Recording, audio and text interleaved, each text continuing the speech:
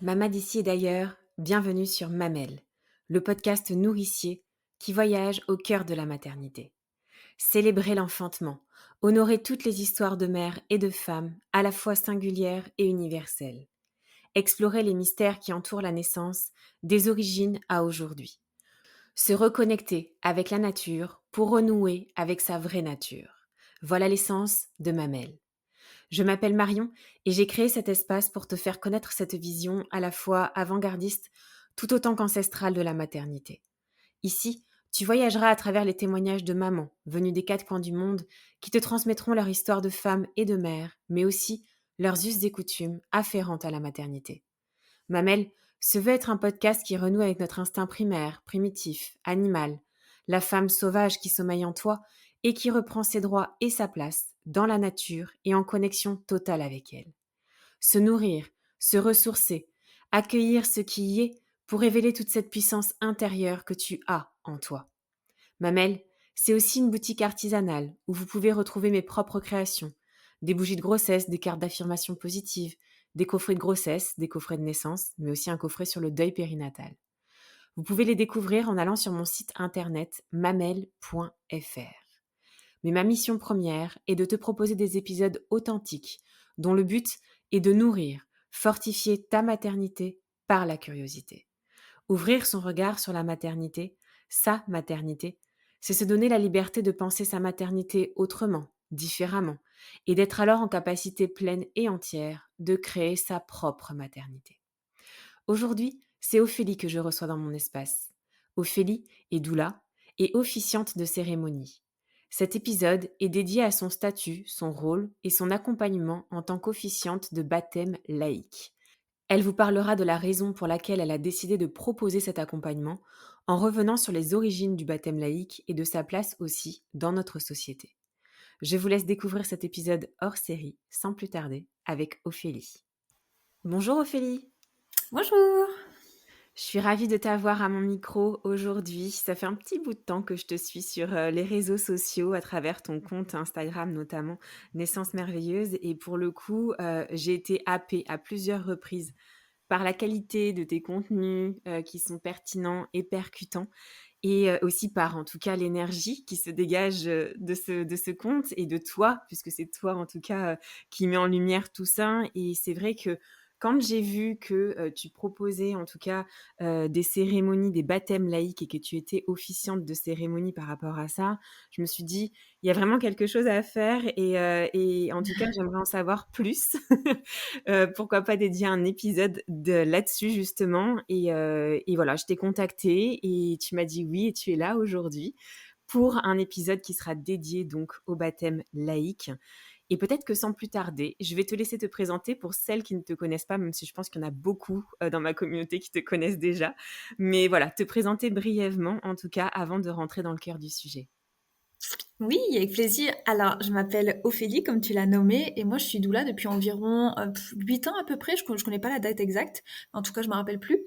Je suis aussi autrice de livres jeunesse, mais pas que. Il y en a beaucoup qui connaissent, par exemple, l'oracle de naissance, ou dans nos livres jeunesse, ceux qui ont bien marché, il y a toutes les familles de mon village et le cloître de dire non.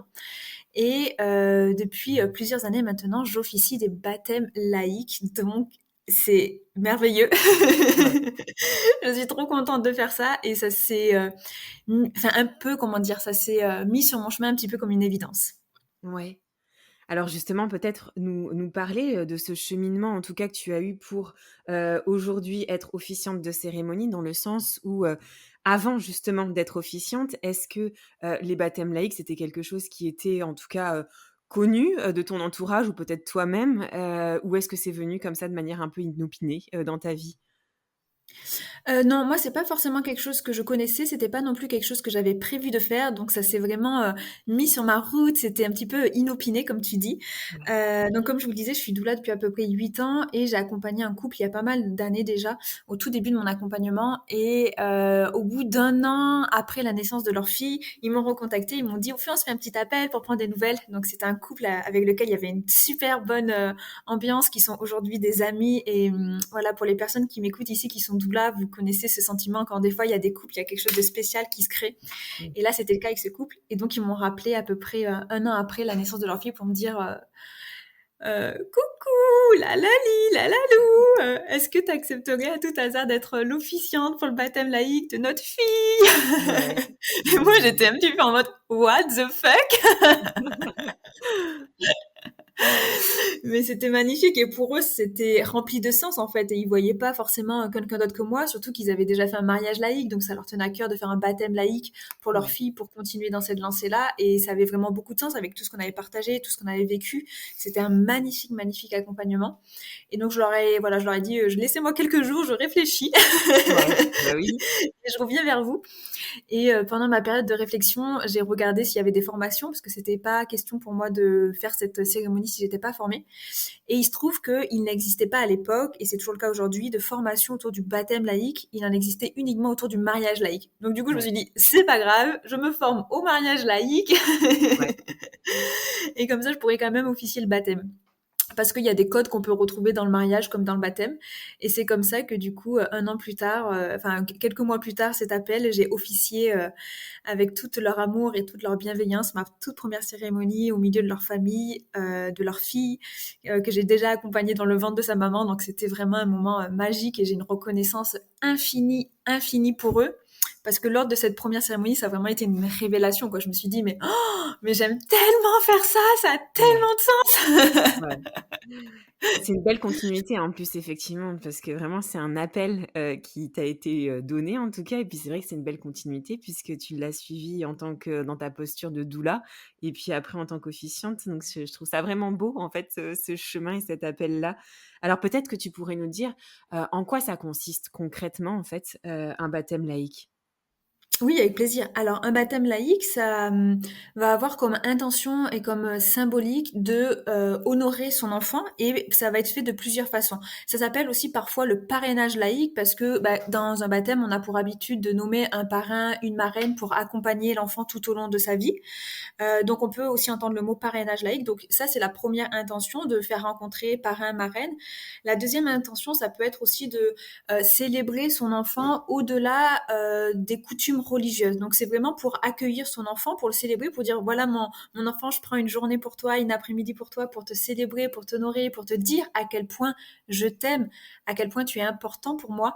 Et peu importe les choix que tu feras plus tard, religieux ou non, tu seras libre de choisir la religion qui te convient, la religion qui parle à ton cœur. Mais quoi qu'il en soit, aujourd'hui déjà, je te dis bienvenue dans notre vie et merci d'être là. Donc il y a vraiment cet aspect très amour inconditionnel, peu importe qui tu es, je te célèbre comme tu es. Et le troisième aspect, c'est aussi des fois l'occasion de rencontrer la famille, de retrouver les familles, de le présenter à la famille. Donc on va vraiment être sur trois axes. Le premier axe, parrain, marraine. Le deuxième axe, célébrer l'enfant. Et le troisième axe, la rencontre avec la famille, etc. L'intégrer à la communauté, on pourrait le nommer comme ça. C'est un peu comme l'intégrer dans la communauté. C'est encore différent parce que c'est vrai qu'il peut y avoir des amalgames aussi, que, le baptême, quand on s'inscrit en tout cas et quand on déclare aussi, en mairie en fait. C'est encore différent que la mairie, en effet, mais c'est assez proche. En fait, c'est assez lié au niveau de l'historique, C'est puisque ça. le baptême civil est arrivé pour sortir du baptême religieux. Donc, si vous voulez un petit cours historique, en gros, le baptême civil, il a été instauré en 1784 sous la Révolution, parce que l'État justement cherchait à amener plus de laïcité et sortir des Mmh. rites religieux. Et c'est à ce moment-là en fait que le baptême civil a été instauré. Comme ça permettait justement un peu de présenter l'enfant. C'était vraiment symbolique, de le déclarer à la République, de le présenter à la communauté républicaine et laïque. Et ça permettait de sortir du baptême religieux. Et en fait, le baptême laïque, comme moi je le propose et comme il est beaucoup proposé de plus en plus aujourd'hui, ça, c'est arrivé à la fin du 19e siècle, début du 20e siècle, avec vraiment, là, à nouveau, on sort de la mairie et on fait quelque chose d'encore plus personnalisé, donc en plus cocon, qui représente la famille, qui ressemble à la famille et qui a du sens pour la famille. Donc en fait, c'est différent dans le sens où c'est un petit, enfin, c'est pas vraiment différent, c'est plus la continuité. Il y a eu ce fameux baptême civil qui a déjà répondu à une certaine demande de sortir de certains rites religieux quand ça ne parlait pas aux gens. Et puis par la suite, il y a eu le baptême avec encore plus de personnalisation pour la famille et que ça fasse du sens et des échos pour eux. Mmh. Puis tant qu'on est dans ce dans ce un peu focus historique, Ophélie, peut-être est-ce que tu sais aussi si en tout cas le baptême laïque, c'est quelque chose qui est plus, commun, dans d'autres pays plutôt qu'en France? Heu, en Parce que fait, comme la aujourd'hui, religion c'est est quand même un point important, c'est vrai que dans d'autres pays aussi, peut-être qu'ils sont plus tournés vers des baptêmes religieux. oui, aujourd'hui, actuellement, c'est on va surtout retrouver le baptême religieux, peu importe le pays. Le baptême Ouais. laïque est en train de plus en plus se faire connaître au même titre que le mariage laïque, mais Mmh. globalement, que ça soit sous la religion, chrétienne, judaïste, pardon, ou l'islam, on va vraiment retrouver, cette symbolique autour du baptême. Mais voilà, progressivement, les gens qui n'ont pas de croyance, qui vont être athées, vont se tourner vers le baptême laïque pour justement quand même marquer cette étape, marquer ce passage de vie de l'enfant et l'accueillir dans la famille sans qu'il y ait cette connexion avec Dieu puisqu'ils n'ont pas ces croyances-là. Oui, c'est ça. Alors peut-être nous dire un petit peu, parce que c'est vrai qu'on parle de cérémonie et moi ça me fait penser automatiquement aussi à rituels. Est-ce que tu as des rituels, toi, particuliers en tout cas, que tu mets en place pour accompagner la famille, le bébé, les parrains, marraines peut-être, dans le cadre des cérémonies, dans lesquelles tu officies? Alors, ce qui est trop chouette avec les cérémonies laïques et la façon dont c'est proposé, c'est que on va vraiment faire une cérémonie qui est à l'image des parents et à l'image de qui ils sont. Donc, en effet, parfois, on va faire des petits rituels. C'est pas forcément des rituels spirituels, ce sont vraiment des petits rituels d'engagement, comme par exemple, pour que ça soit très concret, le fait pendant un mariage de s'offrir mutuellement une alliance, bah, c'est une forme de rituel qui symbolise l'engagement envers les époux. Eh bien, dans le baptême laïque, on va retrouver ce genre de rituel. Donc, on peut avoir des rituels complètement laïques, mais on peut aussi avoir des rituels plus spirituels si la famille a des croyances. On peut aussi avoir des rituels complètement personnalisés pour la famille. Par exemple, de façon très concrète, mon tout premier baptême que j'ai eu la chance d'officier dont je vous parlais tout à l'heure, eh bien, ils trouvaient que leur fille était très vitaminée. C'est très mignon. Donc, du coup, ils se sont dit, bah, Ouais. on va faire quelque chose autour Ouais. du fruit orange pour vraiment symboliser toute la vitalité de leur fille. Donc voilà, dans le baptême laïque, on peut vraiment Ouais. s'amuser. Ça peut être à la fois très sobre et en même temps, on peut vraiment s'amuser à le personnaliser complètement en créant des rituels vraiment Ouais. sur mesure et adaptés. Cela dit, pour répondre de façon plus concrète à ta question, c'est vrai qu'on peut retrouver certains rituels dans les baptêmes qu'on va retrouver de baptême en baptême, et après libre aux parents de les choisir ou pas. Moi, ce que je dis toujours aux familles que j'accompagne, et c'est très très très important dans ma pratique, c'est on ne choisit des rituels uniquement si ça fait du sens pour vous. Moi, je veux vraiment pas, et ça j'insiste vraiment auprès de mes familles qui choisissent un rituel pour me faire Mmh. plaisir, je leur dis, c'est seulement si ça fait du sens pour vous, et plus tard, quand vous allez y repenser, ça va toucher votre cœur, et vous allez vous dire, waouh, ça avait tellement de sens à mes yeux, et ça, c'est très très important pour moi. C'est pas, on fait pas juste un petit rituel en mode, allez hop là, je passe du sable d'un vase à l'autre, parce que c'est un des rituels qu'on peut trouver. Si ça nous parle pas, en fait, ça a pas de sens. Ouais. Donc voilà, on retrouve des rituels en effet, mais moi j'aime bien avoir cette posture-là de uniquement si ça résonne dans le cœur des parents. Oui, c'est vraiment au cas par cas effectivement et donc en fait, aucune cérémonie n'est identique. C'était là où je voulais en venir, en fait. Oui, complètement. Exactement. Alors aujourd'hui, donc tu officies, mais est-ce que tu proposes aussi, autre chose et comment, en tout cas, on peut se rapprocher aussi de toi pour, alors je sais pas, être formé en tout cas, en tant qu'officiante ou tout simplement s'inscrire pour, pouvoir bénéficier de ton accompagnement?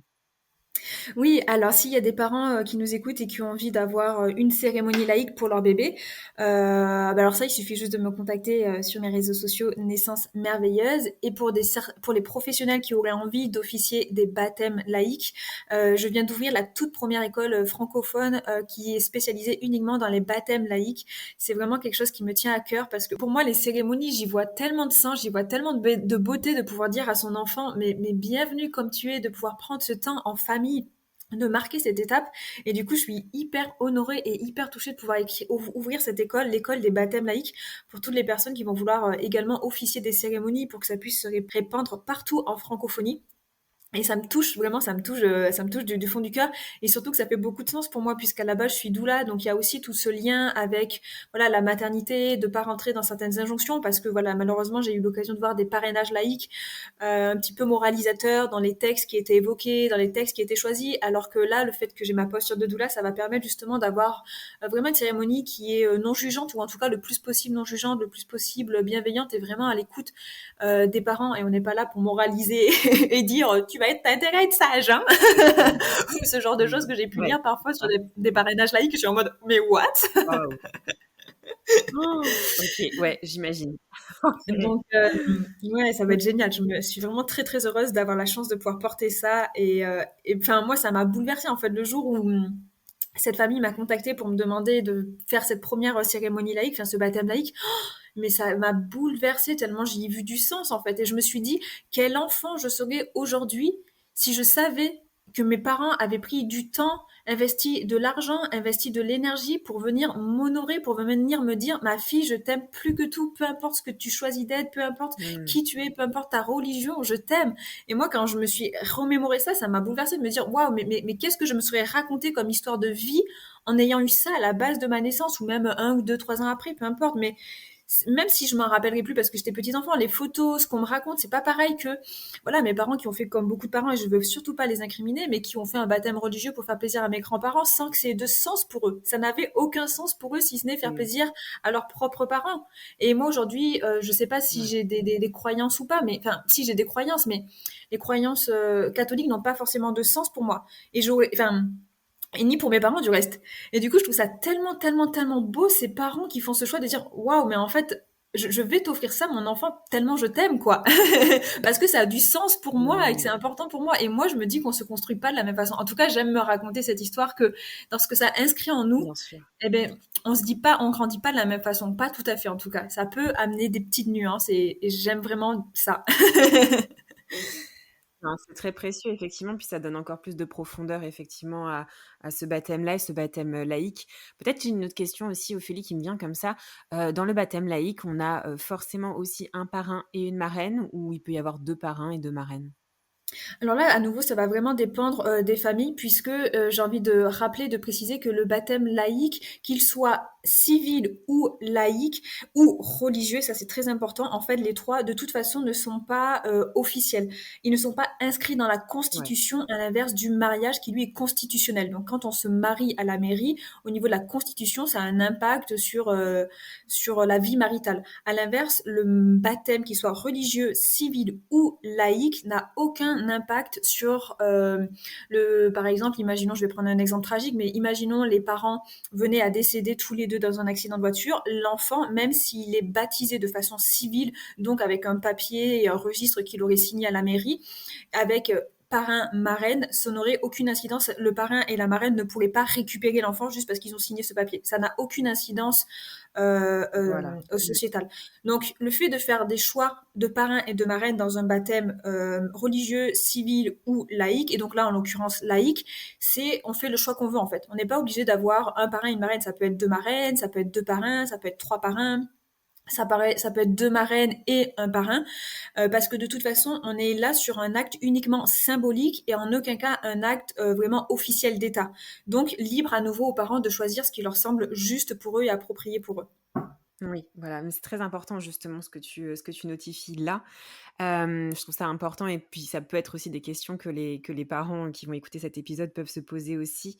Hem, Peut-être aussi, Ophélie, nous dire, en tout cas, tu l'as dit, c'était une continuité aussi dans ta posture de doula. Est-ce qu'aujourd'hui, les baptêmes, en tout cas que tu officies, sont exactement aussi, enfin peut-être pas tous, mais dans ce même schéma où il y a une continuité avec ta posture de doula auparavant?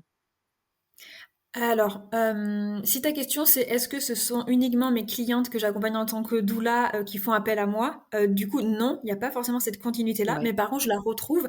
Ça fait beaucoup de sens pour les parents que j'accompagne, après de revenir vers moi pour qu'on puisse faire un baptême laïque ensemble. Mais aujourd'hui, j'ai aussi des parents que je découvre complètement, avec qui je prends beaucoup, beaucoup, beaucoup de plaisir à échanger, à découvrir leur histoire de couple, leur histoire de famille, pour officier ce fameux baptême. Mais ce n'est pas forcément des clients que j'ai suivis en tant que doula. Donc j'ai vraiment les 2. voilà. Mmh. Les 2 schémas. Soit c'est des clients que j'ai déjà accompagnés en tant que doula et c'est extraordinaire, soit c'est des clients que je rencontre pour la cérémonie laïque et c'est en vrai tout aussi merveilleux parce qu'on passe plusieurs heures ensemble pour voilà découvrir leur histoire, pour que la cérémonie puisse être personnalisée. Et franchement, j'aime trop ces moments, c'est trop du Bah oui. bonbon, quoi. J'adore. Ouais, et puis tu es toujours dans cette écoute bienveillante aussi, bah, qui tu as aussi, de par ta posture de doula. Est-ce que tu pourrais nous dire à peu près combien de temps ça met de préparation? Alors c'est aléatoire, je me doute bien, mais à peu près pour que, les parents qui écoutent puissent en tout cas avoir une petite fourchette d'idées? Oui, avec plaisir. Alors moi, en principe, j'aime bien commencer autour de 6 mois avant la date officielle. Donc souvent, je suis contactée à peu près un an parce que pour certaines familles, pas pour tout le monde, mais certaines familles vont faire le choix de réserver une salle. Il y en a d'autres, ça va être dans leur jardin, donc ça sera moins un problème logistique, on va dire. Mm. Mais en moyenne, c'est 6 mois avant. On va avoir notre premier rendez-vous dans lequel il va avoir tout un questionnaire, dans lequel vraiment on va replonger dans leur histoire. Ce rendez-vous-là, souvent les parents, ils adorent parce qu'il y a quelque chose de très réconfortant de se remémorer tous les beaux souvenirs, de se remémorer la rencontre, de se remémorer comment cette première naissance a eu lieu, puis pourquoi pas cette deuxième, comment le prénom est venu. Donc ce premier rendez-vous, souvent, il est très doudou, très cocon. Et puis les rendez-vous qui vont suivre, il va y en avoir plusieurs. On va venir décortiquer, par exemple, les rituels, s'ils ont éventuellement envie d'en mettre. On va venir décortiquer les discours qu'ils ont envie de faire. Donc je vais être là pour eux. On va parler des intervenants. Donc voilà, à peu près 6 mois avant, on va vraiment venir créer cette cérémonie qui va se tisser au fur et à mesure des mois. Et voilà, c'est super chouette. Trop bien, c'est trop bien, mais on sent en plus tout le cœur que tu donnes dedans et toute cette joie aussi que ça te procure toi, d'accompagner, ces nouvelles familles naissantes et ça c'est ça met du baume au cœur. Alors peut-être une anecdote, un moment, un fait en tout cas au cours de ces cérémonies que tu souhaiterais nous partager qui t'a particulièrement, émue? Ouais, alors moi j'en ai plusieurs, je vais en partager Ouais, plusieurs. Donc j'ai accompagné une famille, c'était vraiment une magnifique cérémonie laïque. Et dans cette cérémonie, la petite fille était déjà assez grande puisqu'elle avait déjà 5 ans. Ils ont ouais. choisi de faire un rituel autour de l'eau, avec vraiment l'intention un petit peu de voilà, après c'est leur histoire personnelle, je vais pas forcément rentrer dans les détails, Oui, mais bien voilà, sûr. de vraiment nettoyer le début de leur histoire. Voilà, vraiment une intention de bienvenue ma fille aujourd'hui comme tu es et voilà à travers cette eau je symbolise une forme de purification de notre histoire de ce qu'on a pu vivre et partager et j'ai eu la chance et même j'ai été vraiment vraiment bouleversée quand la maman m'a recontactée plus tard pour me dire que il y a eu vraiment un avant et un après cette cérémonie. Il y a eu vraiment quelque chose qui s'est inscrit. C'était comme si vraiment de faire cet acte très symbolique, il y a eu ce qu'on appelle de la psychomagie. Il y a eu vraiment un Ouais. avant et un après. Et Mmh. dans la relation avec leur enfant, ils ont senti qu'il y a eu un shift.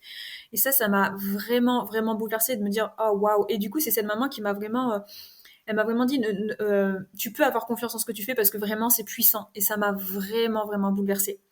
Et j'ai envie de partager une autre anecdote parce que je la trouve très très très importante. Moi, j'ai la chance et j'ai le privilège d'être un petit peu au cœur des familles et il y a des choses que je vois, il y a des choses que j'entends dans les diades familiales qui sont pas toujours évidentes. Et là, ma posture de doula, pour le coup, elle me sert énormément parce que ça me permet vraiment de ne pas mettre d'injonction ou de comment dire d'injonction ou de quoi t'as pas le droit de dire ça ou t'as pas le droit de dire ci Ouais. t'as pas le droit de dire Mmh, ça. mmh mh. Ce que j'entends par là, c'est que des fois, la façon dont les parents choisissent d'éduquer leur enfant ne correspond pas toujours au reste de la famille. Et du coup, j'ai pu être le réceptacle de certains mots assez tranchants, assez Ouais. jugeants par rapport à ces familles-là qui avaient choisi d'éduquer leur enfant d'une certaine façon. Et j'ai été vraiment bouleversée quand une des sœurs de la famille qui avait fait appel à moi m'a écrit à nouveau beaucoup plus tard pour me dire merci Ophélie, depuis la cérémonie laïque, depuis le baptême laïque, j'ai changé de regard sur l'éducation que portait ma sœur avec sa famille, enfin avec la famille qu'elle avait créée, Ouais. son mari et son enfant. Et ça m'a vraiment vraiment bouleversée aussi à nouveau parce que bah, c'était tellement beau qu'elle puisse voir qu'en fait bah, ils faisaient du mieux qu'ils pouvaient, ils faisaient comme ça leur semblait juste et ça m'a vraiment vraiment bouleversée, surtout que souvent c'était voilà, j'ai quand même des parents qui sont vraiment au plus dans une parentalité consciente, qu'ils essayent vraiment de faire au mieux. Et souvent, on peut avoir la famille derrière qui est un petit peu en mode, pas toujours, bien évidemment, je fais des généralités, mais un peu en mode, oh, ils sont pas assez sévères, ils punissent pas assez. Bon, un petit peu Ouais. le classique, hein, malheureusement, qui Ouais, ouais. reflète vraiment Mmh. notre société. Et donc là, ça m'a vraiment bouleversée quand on est de nouveau venu vers moi pour me dire, ok, j'ai compris en fait, j'ai compris, je porte plus du tout le même regard après ce baptême laïque parce que voilà, pendant le baptême, il y a des discours qui sont dits, il y a des choses qui sont dites, et je me suis dit, ah, waouh. Et Mmh. ça continue de donner du sens. Et pourquoi j'aime tant ce baptême laïque, au-delà de tout ce que j'ai déjà nommé, d'avoir ce genre de feedback, je me dis, ah ouais, mais c'est magique, quoi. Et voilà, j'ai beaucoup de reconnaissance pour ça. Et j'imagine que si ça a pu se faire comme ça, c'est aussi parce que quand j'étais réceptacle des mots des parents, des sœurs, etc., ben, juste j'écoutais en fait. J'écoutais, je disais pas, vous avez pas le droit de penser ça, c'est pas bien de Ouais. penser ça. Mmh. Et j'imagine que ça a eu une incidence sur la réception après qui s'est passée pour eux pendant le baptême laïque. Ah oui, c'est évident, c'est évident. Ça me fait penser aussi aux fratries peut-être, ça doit être aussi émouvant de ce point de vue-là aussi quand il y a des frères et sœurs aussi qui sont présents autour de ce nouveau-né, si en tout cas il est à ce moment-là nouveau-né. Ouais, alors moi, j'ai pas eu encore la chance de faire des baptêmes laïques avec des fratries, Ah, mais ouais. normalement pour l'année prochaine, je vais faire une fratrie et donc là, on m'a demandé de baptiser tout le monde d'un coup. Alors Ah, c'est pas moi qui bah, ouais, tu mais vois, c'est c'est juste pour ça. Ouais. ouais. Voilà, c'est des gens qui se disent: «Ah ben tiens, on n'a pas fait de baptême pour, le grand, là, il y a le deuxième qui arrive, j'ai envie vraiment qu'on prenne un temps pour eux. Allez!» Ils m'appellent: «C'est possible de faire les 2 d'un coup? Allez hop là!» Bah, oui, oui, c'est vrai, ça me venait là justement quand tu étais en train de parler, je me suis dit: «C'est vrai que les fratries aussi, ça doit pouvoir aussi déclencher, s'il y a des aînés, chez les parents aussi, cette envie de pouvoir, tous, les baptiser aussi, de cette manière-là», donc je trouve ça beau aussi. Ouais, vraiment, j'adore. Et j'ai une demande aussi que j'aime beaucoup, donc vu que j'ai été formée au mariage laïque, même si j'en parle très très peu et j'évite d'en parler, mais Ouais. j'officie également des mariages et donc là j'ai une demande pour l'année prochaine, ça va être génial, je suis très émue de faire ça. On va faire le matin le baptême laïque de la petite fille et l'après-midi on va faire, enfin en fin d'après-midi on fera le mariage des parents. Waouh! Et je me sens Mmh. très touchée et très émue en fait de pouvoir être vraiment l'officiante de la famille, qu'on peut vraiment dire ça, c'est Clairement. très beau. Clairement, c'est magnifique. Comment tu arrives à gérer tout ça, Ophélie? Parce que tu dis que, voilà, tu as ta casquette de doula, tu es autrice et puis tu es officiante. Comment ça s'organise tout ça? En fait, on va dire que j'ai pas le choix, en fait. C'est pas une question pour moi. C'est que j'ai besoin de faire 10 000 trucs en même temps. Ouais, c'est ça, tu es comme ça, c'est dans ta nature. Ouais. Mais peut-être qu'aujourd'hui, peut-être que la place, en tout cas, est peut-être plus focus sur ce statut-là d'officiante de cérémonie ou tu arrives à trouver un équilibre? Alors, je trouve un équilibre, mais il est vrai que j'ai vraiment de plus en plus envie de mettre ça en avant, notamment avec l'ouverture de l'école des Bah baptêmes oui. laïques. Et Mmh. surtout, c'est que ça me nourrit énormément, qu'aujourd'hui, il y a très, très, très peu d'officiantes de baptême laïque. Et du coup, j'ai vraiment envie que dans 5, 10, 15 ans, ça soit quelque chose de naturel, comme on peut aujourd'hui le voir en Amérique, où c'est beaucoup plus commun de faire des baptêmes laïques. Mais j'ai vraiment envie que dans les pays francophones, on puisse juste dire, oh ben oui, c'est normal, je vais faire une petite fête pour accueillir mon enfant et ça a du sens pour moi. Et donc voilà, j'ai vraiment envie en effet de me concentrer Ouais. sur les baptêmes laïques pour que d'ici 15 ans, chaque enfant, si ça a du sens pour les parents, puisse recevoir un baptême qui soit religieux, civil ou laïque. Mmh, c'est merveilleux. J'espère que tu as semé plein de graines là dans les auditeurs et les auditrices qui vont écouter cet épisode, j'en suis convaincue. En tout cas, le message était vraiment très profond aussi, au-delà de cette cérémonie et au moins je pense qu'en tout cas on a perçu, le sens aussi, véritable, qu'il y a derrière le baptême laïque, comme pour le mariage laïque aussi, tu l'as très bien dit. Je ne sais pas si tu voulais en tout cas encore aborder un sujet dont on n'aurait pas parlé qui est important, par rapport au baptême laïque ou si tu en Ouais, avais moi, terminé? Dis-moi. il y a un sujet que j'aimerais bien aborder qui me semble important, c'est qu'une des objections qu'on peut avoir, c'est de la part des personnes catholiques de dire mais pourquoi faire un baptême laïque alors qu'à la base le baptême il a été créé pour l'union et la connexion avec Dieu. Et moi j'ai envie Mmh. de dire en effet, ça a du sens en fait. Le baptême religieux, il a du sens, mais là l'idée c'est pas de transformer quelque chose ou d'enlever la foi avec Dieu. C'est juste que le baptême religieux, il a profondément du sens quand on est nous-mêmes catholiques et quand on croit à cette croyance-là. Et c'est merveilleux de faire des baptêmes religieux. En aucun cas, mon message c'est de dire qu'il faut faire des Non. baptêmes laïques. Mmh. Pour moi, c'est hyper précieux, hyper beau de pouvoir vivre sa foi quand ça a du sens pour nous. Donc le baptême religieux, il est magnifique. Mais comme on l'a vu après, pendant la période de la Révolution, de toute façon, il y a eu le baptême civil qui a été créé parce que justement l'État voulait, voulait créer plus de laïcité autour des rites religieux.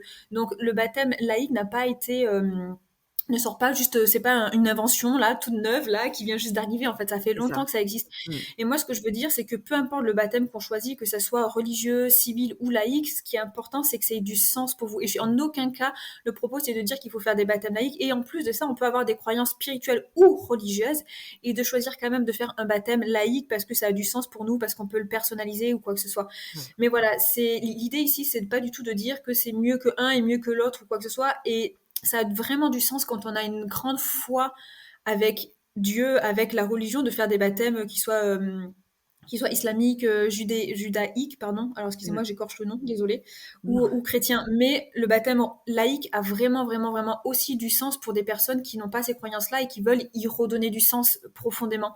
Et malheureusement, le constat, c'est que certains parents aujourd'hui vont faire le choix du baptême religieux alors qu'ils n'ont pas de croyance. Donc du coup, ils vont se retrouver à l'église, mais sans cette foi qui peut bouleverser des gens, C'est ça. qui fait que ça a du sens pour nous, parce qu'en fait, ils veulent vraiment faire quelque chose pour leur enfant.